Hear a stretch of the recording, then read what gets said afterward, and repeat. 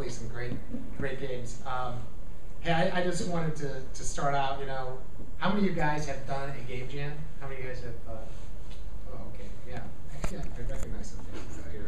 So you got some veterans out here. I mean, I kind of walked in here and I go, these guys, not your typical game jammers.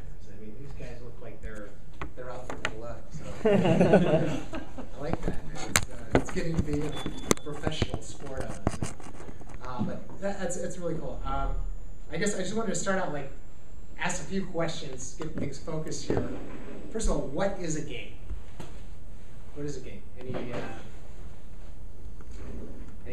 want to take a shot? I always went with an escape from reality for you. Escape from reality. You got your iPhone up. Yeah. An interactive experience. Interactive experience. Anything else? I think it's all about. I mean, it's kind of it's an artificial reality, really. That you go into. You're escaping our current reality and going into an artificial reality which has its own rule set and its own plot, and that's kind of the job of the game developer, game designer, is to create an artificial reality that is more interesting than playing in the mud or something. And why do people play games? Throw that out there. Why do you play games? Yeah. Fun experience. Fun experience. Dopamine. Way of doing things that I did differently. Okay, different, fun. It's training. Training? Okay. Yeah, your Learning. Evolution is Okay. training you. Okay. Play out fantasies.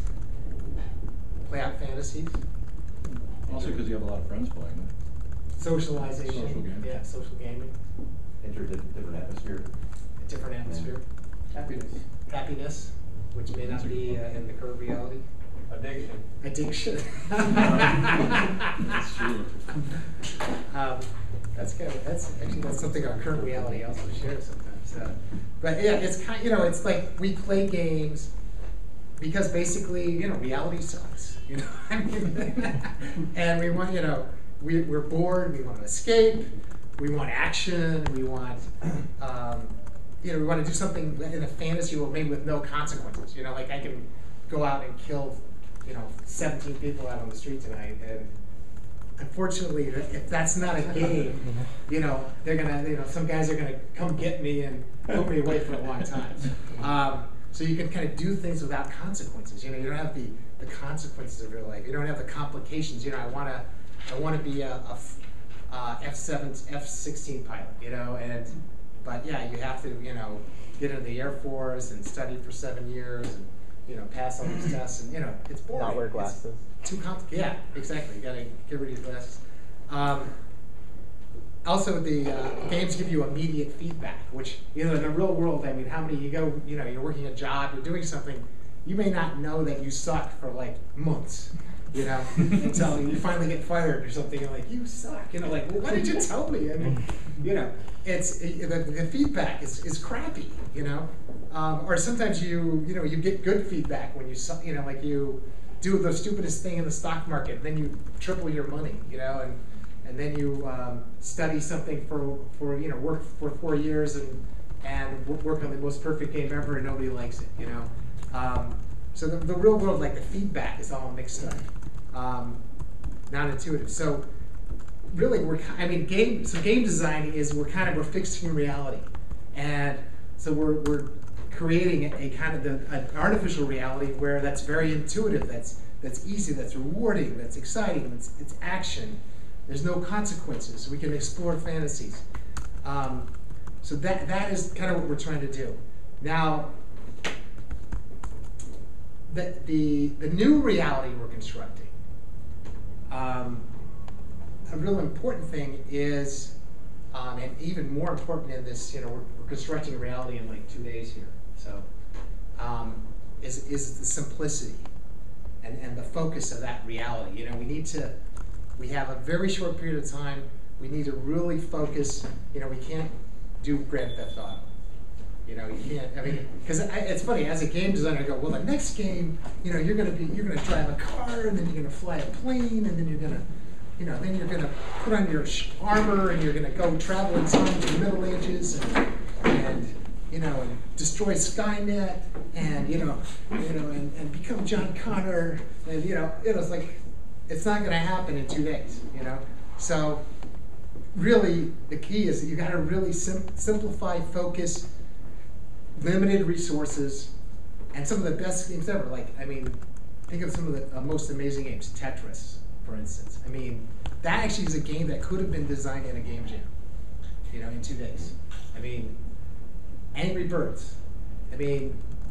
Hot game right now.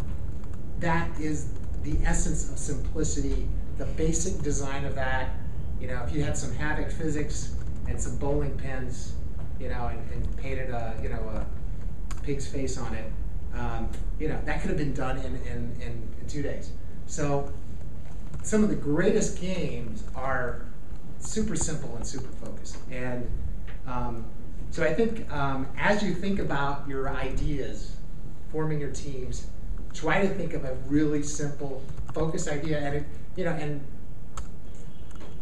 get crazy too, because part of the problem with games today is you've got to get noticed, and you've got to, you can't just be generic. You have to think of an interesting theme, an interesting story, an interesting backstory. But that's a lot easier to create if you keep your reality simple, and then you can put the complications in the story, which is, a couple pages of text.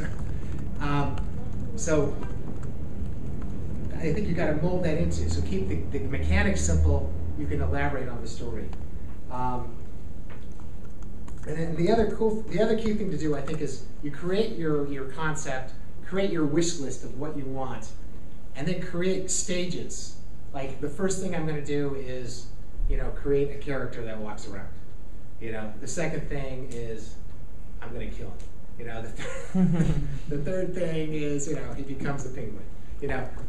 The stages of your story, and do the first thing, and make sure that just make that good enough. And then when that's good enough, move on to the second thing. But don't try to do everything at once. Just try to do what is going to be the most interesting part of the game. Do that first. See how that is. Is that good enough? If not, work on it some more. Then do your second phase. Then do your third phase. That way you'll always have a playable game. Always try to iterate in stages so you can have a playable game as soon as possible. So then you can be working with that playable game, refine it, and make it fun. And then if time runs out, you have something that works rather than, was it Sunday this thing's over?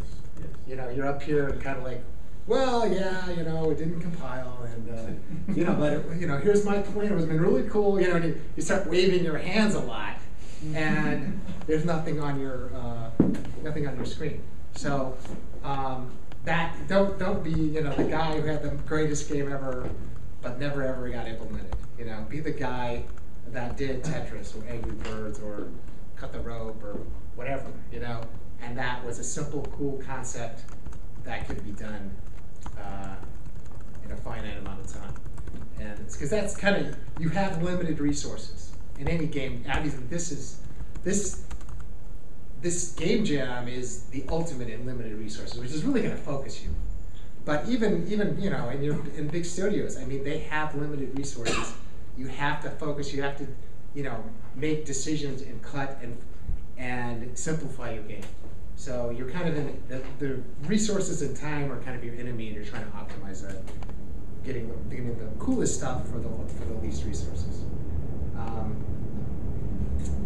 And I guess you're going to have to maybe your inner Steve Jobs, for the first couple hours, invoke your inner Steve Jobs to get the most crazy, innovative ideas.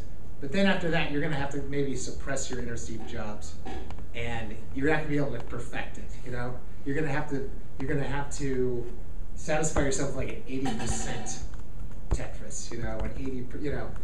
Each stage is going to be. You can't be super critical. You have to, in this environment, you want to get something up. Perfection is kind of the enemy of good enough. So you can't be too much of a critic. You have to kind of, okay, that's pretty good. Move on to the next level. So, any questions? Any other thoughts? All right. I have a bunch of pros here. These guys are ready to go. I guess. Yeah. You know. Thank you very All right, much. you're welcome. You're welcome. You're welcome. Thank you.